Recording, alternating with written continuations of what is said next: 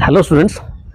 देखिए इस पार्ट में जो है जो फाइनल अकाउंट विद एडजस्टमेंट का जो टॉपिक है जो हम बार बार डिस्कस कर रहे हैं कई फेजेस में, उसमें से जो है एक गुड्स से रिलेटेड काफ़ी इंपॉर्टेंट जो एडजस्टमेंट्स कई बार जो है वो after preparing the trial balance जो है comes into light. Now my topic is that what are the different type of adjustments regarding the goods. Most important adjustment है adjustment regarding the goods. देखिए आपको एक बात पता होनी चाहिए कि क्लोजिंग स्टॉक का जो वैल्यूएशन होता है वो normally after preparing the trial balance किया जाता है। यानी if there is any adjustment comes into light regarding the goods, that adjustments directly affects the value of the purchase, not the value of the closing stock. First of all कि goods की जितने भी adjustments होती हैं उन adjustments का जो impact होता है वो परचेज पर पड़ता है, नंबर वन, ये आपको पता होनी चाहिए। अब दूसरी बात ये है कि what are the different types of adjustments regarding the goods, उनका मीनिंग, उनकी एडजस्टमेंट और उनका इम्पैक्ट जो है क्या पड़ता है क्या नहीं, ये मैं आपके साथ डिस्कस करने जा रहा हूँ। देखिए सबसे पहली जो एडजस्टमेंट है गुड्स की, गुड्स से रिलेटेड है वो that is the abnormal loss of goods. Abnormal loss of goods.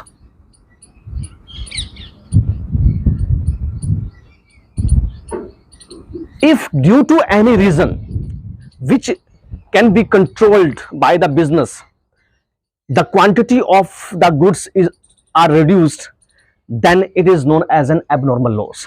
देखिए कोई भी ऐसा रीजन जिससे होने वाले लॉस से बचा जा सकता था, फिर भी अगर गुड्स की क्वांटिटी उस रीजन से कम हो जाती हैं तो उस लॉस को हम कहते हैं एबनॉर्मल लॉस ऑफ गुड्स। पहली बात, for example loss due to the theft, loss due to the fire.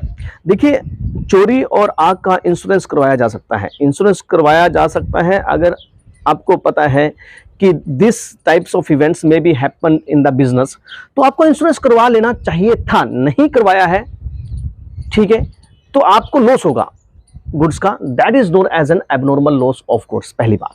दूसरी बात ये है कि फर्स्ट इसकी एडजस्टमेंट एंट्री क्या होगी, एबनॉर्मल लॉस को डेबिट किया जाएगा, abnormal loss account debit,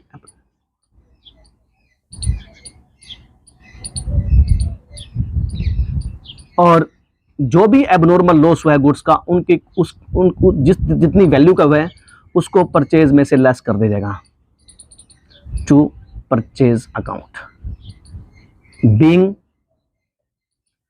being adjustment of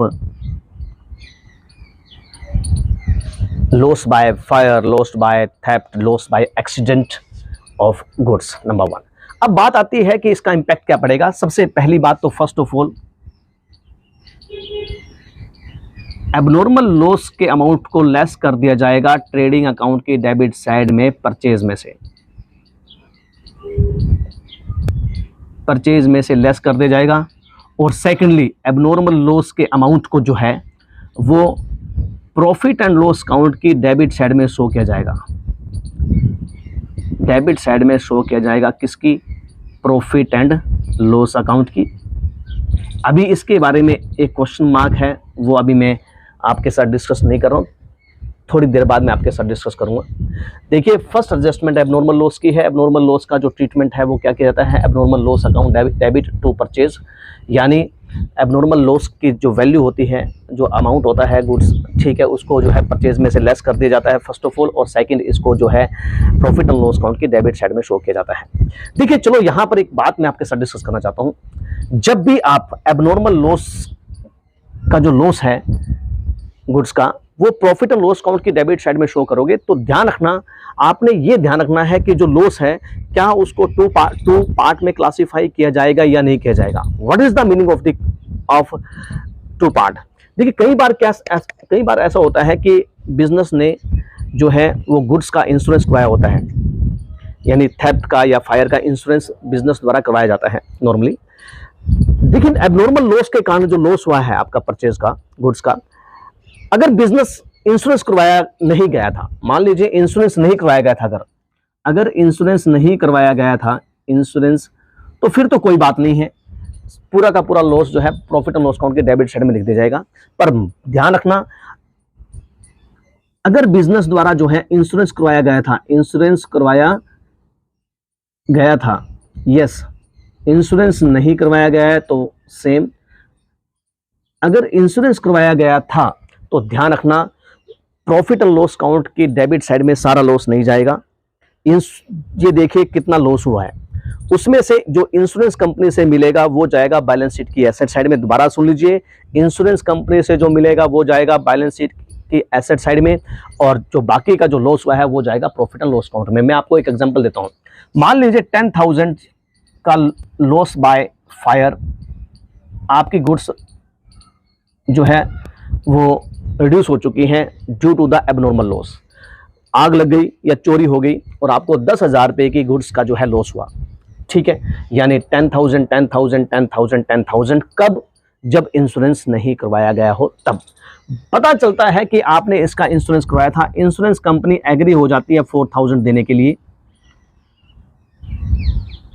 it means total loss 10,000 का था, इंश्योरेंस कंपनी से कितना मिलेगा 4,000, इट मीन्स जो आपका एक्चुअल लॉस है वो कितने का है 6,000 का है। व्हाट, इसका मतलब क्या है कि 4,000 अब 10,000 को प्रॉफिट और लॉस अकाउंट के डेबिट साइड में नहीं दिखाएंगे, बल्कि 6,000 को दिखाया जाएगा, क्योंकि एक्चुअल लॉस कितना है 6,000 का, और जो 4,000 जो है इंश्योरेंस कंपनी से जो मिलेंगे इसको जो है बैलेंस शीट की जो है एसेट साइड में शो किया जाएगा।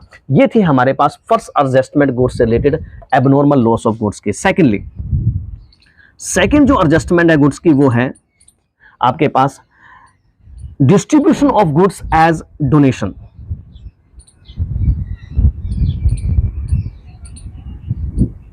या चैरिटी।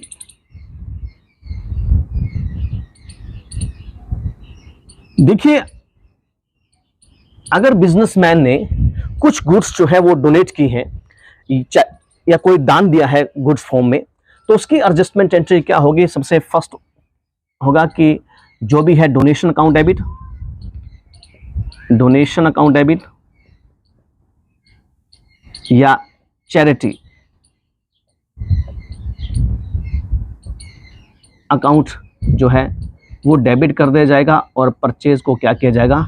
क्रेडिट कर दिया जाएगा। एडजस्टमेंट एंट्री वही होगी, क्योंकि आपने डोनेशन जो दिया है वो गुड्स फॉर्म में दिया है तो परचेज में से लेस कर दिया जाएगा। सबसे पहली बात एडजस्टमेंट एंट्री। सेकेंडली बात है इसका इम्पैक्ट क्या पड़ेगा? सबसे पहला इम्पैक्ट तो यही पड़ेगा कि सेम कि परचेज में से जो है, जो डोनेशन दिया है आपने, ये चैरिटी दी है गुड्स फॉर्म में, उसको परचेज में से उसकी वैल्यू जो है परचेज में से लेस कर दी जाएगी। और सेकेंडली जो है इसको जो है प्रॉफिट एंड लॉस अकाउंट, क्योंकि it is expense, it is loss for the business. Donation जो है, चैरिटी जो है बिजनेस के लिए एक्सपेंस है, ठीक है, लॉस है, तो इसको जो है प्रॉफिट एंड लॉस अकाउंट की डेबिट साइड में शो किया जाएगा। ये है हमारे पास सेकेंड एडजस्टमेंट, डोनेशन या charity in form of goods. Number third जो एडजस्टमेंट हमारे पास आती है यहीं पर, थर्ड एडजस्टमेंट, वो है distribution of goods as free samples for the purpose of advertisement. Free samples. If businessman distributes his goods as a free sample among the prospective customers, देखिए जो कस्टमर्स के बीच में जो है, अगर बिजनेसमैन जो है वो जो है फ्री सैंपल के रूप में जो है वो होने वाले कस्टमर्स को जो है गुड डिस्ट्रीब्यूट करता है, तो ऐसे सिचुएशन में जो है एडजस्टमेंट एंट्री क्या की जाएगी? सबसे फर्स्ट देखिए, free sample it is a part of the advertisement, तो advertisement account debit, advertisement account debit,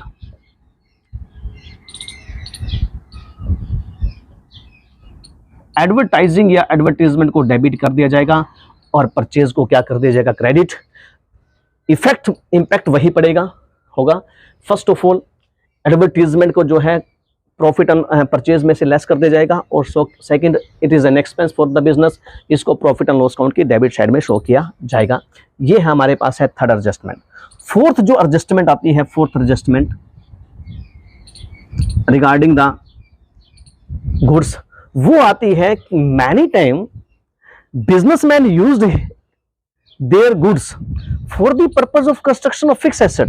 most important, most important, construction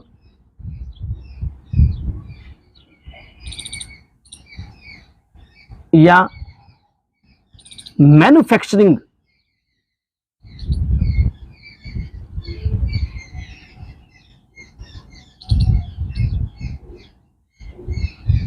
of fix asset. मैं आपको एक आसान सा एग्जांपल देने जा रहा हूं। मान लीजिए आपका जो है लकड़ी का बिजनेस है, आप लकड़ी खरीदते हो, लकड़ी बेचते हो, बट क्या होता है कि आप अपनी लकड़ी को जो है, जो आपकी वुड है, उस वुड को अपने ऑफिस में जो आपका फर्नीचर रखा जाएगा उसके लिए, उस फर्नीचर की मैन्युफैक्चरिंग करने के लिए आप उस गुड्स को यूज कर लेते हो, उस वुड को।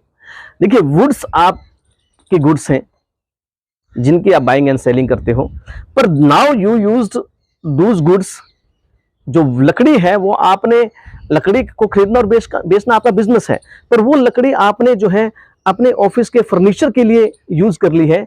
तो इट मीन्स रॉ मटेरियल जो, सॉरी, इट मीन्स जो गुड्स हैं वो are used for the purpose of manufacturing of assets. तो जब भी बिजनेसमैन अपनी गुड्स को मैन्युफैक्चरिंग पर्पस के लिए या कंस्ट्रक्शन पर्पस के लिए यूज करेगा तो उसकी एडजस्टमेंट, तो उसका क्या इंपैक्ट पड़ेगा? पहली बात है उसकी एडजस्टमेंट एंट्री होगी। तो सुन लीजिए एडजस्टमेंट एंट्री क्या होगी। आपको पता है fix asset will comes into existence. Adjustment entry होगी फिक्स्ड एसेट अकाउंट डेबिट। जो भी एसेट है, अगर आपने देखे, आप मान लीजिए आपका जो है, आपका ईंटों का भट्ठा है, ब्रिक्स, आप ईंटें बनती हैं, ईंटों को बनाना और बेचना आपका बिजनेस है, but you used bricks on for the construction of your building. तो ऐसे सिचुएशन में आपने ईंटों को, अगर आपने जो है वो अपनी बिल्डिंग, अपने ऑफिस की बिल्डिंग को बनाने के लिए यूज किया है, तो एडजस्टमेंट एंट्री क्या की जाएगी? Fix asset account debit to purchase. पहला इंपैक्ट सेम पड़ेगा, पर सेकेंडली क्या होगा, फिक्स एसेट को बैलेंस शीट की एसेट साइड में दिखाया जाएगा। जो एसेट गुड्स के बेस पर कम्स इनटू एग्जिस्टेंस, उसको जो है बैलेंस शीट की एसेट साइड में दिखाया जाएगा। तो ये हमारे पास है most important 4 adjustment regarding the goods. First है abnormal loss of goods, second is the donation या चैरिटी के रूप में अगर आप डिस्ट्रीब्यूट करते हो, फ्री सैंपल के रूप में डिस्ट्रीब्यूट करते हो, and when you used your goods for the construction या manufacturing of any fix asset. तो इन दैट सिचुएशन क्या क्या एंट्रीज की जाती है, क्या इंपैक्ट पड़ता है? देखिए इंपैक्ट हम पहले भी डिस्कस कर चुके हैं। किसी भी रीजन से अगर गुड्स रिड्यूस होती हैं तो सबसे पहले ट्रेडिंग अकाउंट में जो है वो परचेज का जो अमाउंट है वो रिड्यूस किया जाता है फ्रॉम दैट अमाउंट। सेकेंडली जो है, अगर फर्स्ट 3 रीजन से, इन फर्स्ट 3 रीजन से आपकी गुड्स रिड्यूस होती है तो इन 3 रीजन्स को डेबिट कर दिया जाता है। फोर्थ रीजन से अगर आपकी गुड्स रिड्यूस होती हैं तो concerned asset comes into existence, तो एसेट को डेबिट कर दिया जाता है। ठीक है, अब बात ये आती है कि जब प्रॉफिट एंड लॉस अकाउंट में हम इनको डेबिट करते हैं तो क्वेश्चन मार्क सिर्फ यहाँ पर राइज होता है, एबनॉर्मल लॉस। अगर इंश्योरेंस करवाया गया है, जो आपका एबनॉर्मल लॉस हुआ है गुड्स का, तो इंश्योरेंस का पैसा जाएगा बैलेंस शीट की एसेट साइड में, और लॉस का जो पैसा जाएगा वो जाएगा trading and profit and loss account की डेबिट साइड में। तो ये थी हमारी adjustment regarding the goods, adjustment of goods. Students, हमारे पास जो है एक मोस्ट इंपॉर्टेंट एडजस्टमेंट होती है provision for bad and doubtful dates की। ये जो provision for bad and doubtful debts का जो अमाउंट होता है, that is calculated on the basis of the debtors. तो हमेशा एक बात ध्यान रखनी है कि कभी भी provision for bad and doubtful debts का जो अमाउंट आप परसेंटेज के अकॉर्डिंग निकालते हो, उसको कैलकुलेट करने में जल्दबाजी नहीं करनी है। क्योंकि provision for bad and doubtful debts का जो अमाउंट आएगा, that is based on the amount of debtors, and there may be many adjustment on the basis of which the amount of debtors may be reduced, may be increase। कुछ adjustment ऐसी हो सकती हैं जिनके कारण debtors का amount बढ़ भी सकता है और कम भी हो सकता है। तो इसलिए ध्यान रखना है कि प्रोविजन की कैलकुलेशन जो है वो सबसे लास्ट एडजस्टमेंट के रूप में आपने करनी है। देखिए कुछ रीजंस में आपके साथ कुछ एडजस्टमेंट डिस्कस करने जा रहा हूँ। जब आपका जो है वो डेटर्स का अमाउंट जो है वो इंक्रीज हो जाएगा या डिक्रीज हो जाएगा, तो देखिए सबसे पहला है dishonours of bill, most important, dishonour of bills receivable. सबसे फर्स्ट ऑफ मीनिंग देखिए, if that customer to whom goods were sold on credit basis and BR were received, if that person refused to give money against BR, अगर वो person जो है due date पर उस person से, पहली बात तो मैं कह रहा हूं, ड्यू डेट पर उस पर्सन से उन BR का अमाउंट अगर रिसीव नहीं होता है तो उसको हम कहते हैं डिसऑनर ऑफ BR, सबसे पहली बात। सेकेंडली, एडजस्टमेंट एंट्री क्या पास की जाती है। देखिए BR का पैसा ड्यू डेट को नहीं मिला है, क्योंकि BR का बैलेंस डेबिट होता है, तो सबसे पहले BR को क्रेडिट कर दिया जाएगा, BR account credit. Now BR will convert into debtors, क्योंकि ड्यू डेट पर पैसा नहीं मिला है, पैसा लेना तो है ना, BR का पैसा रिड्यूस हो जाएगा, पर BR will become the debtors. तो यानी एडजस्टमेंट एंट्री क्या होगी, debtors account debit, debtors account debit to BR being adjustment of dishonour of bills receivable, first of all. Secondly, ये है इसकी एडजस्टमेंट एंट्री। अब बात आती है इसका इंपैक्ट कैसे पड़ता है। सबसे पहली बात याद रखना, BR के डिसऑनर का जो इंपैक्ट पड़ेगा वो केवल जो है वो बैलेंस शीट की एसेट साइड पे ही पड़ेगा, कहीं फर्दर इसका इंपैक्ट नहीं होगा। Trading and profit and loss account को ये एडजस्टमेंट जो है इंपैक्ट नहीं करेगी, इफेक्ट नहीं करेगी, इंपैक्ट नहीं डालेगी। कैसे? सबसे पहली बात तो ये है कि BR का अमाउंट जो है रिड्यूस कर देंगे, मेंशन करेंगे डेटर्स, और उसको जो है डेटर्स के अमाउंट को इंक्रीज कर देंगे, ऐड कर देंगे डेटर के अमाउंट में। देखिए जब लेस करेंगे BR को लेस किया जाएगा और डेटर्स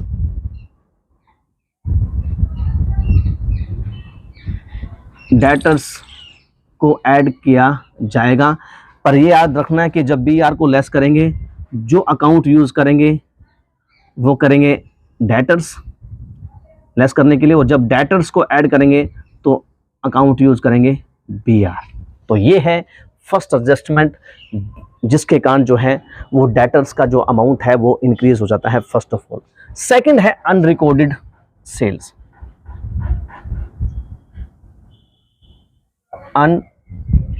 अनरिकॉर्डेड